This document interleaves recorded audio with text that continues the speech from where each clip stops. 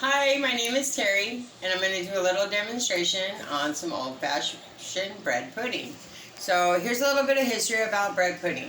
So back in the time when the world was not so rich, they tried to figure out a way to use old breads so they didn't have to throw them in the garbage, because wasting food back then in the time of the Great Depression was devastating for some.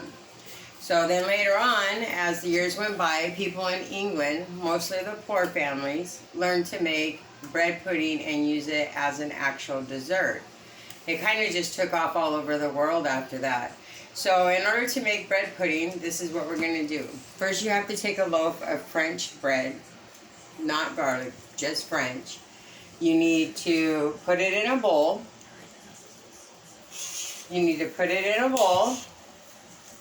Then after that, you'll pour your milk and your butter into it.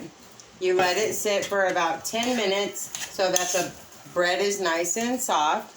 You then have your egg, sugar, and vanilla mixed in another bowl. Whip it real well. Pour it into the mix. Make sure you mix it well so you don't have any dry spots. You then will have a greased pan, a glass pan preferably. You'll then pour it into the pan. You will evenly spread it out through the pan to the best of your ability.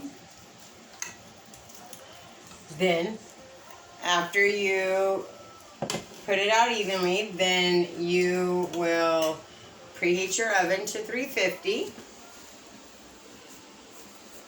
Make sure that it's all the way preheated before you stick it in, because otherwise it just kind of cooks it unevenly and it calls for more time than what it does. So after you do those basic steps, real simple, you also have a sauce that you're going to pour over the top once it's all cooked. So in this sauce, you have a half a cup of butter, you have a half a cup of sugar, you have a half a cup of heavy whipping cream, and a tablespoon of vanilla. You put it on there and you bring it to a boil. If you let it boil long enough and then you just set it off to the side, it will actually thicken by itself. So as you can see, it's a little thicker than the rest of them. And this one is the one that you're going to pour over the top to give it that yummy feeling. So basically, after you're done with all of that, you're going to clean up your mess. You're going to put your bread pudding into the oven. You're going to let it bake for 40 to 45 minutes. So make sure you set your timer so that you don't forget. We're going to do 45 just because I like the top a little more crunchy than most.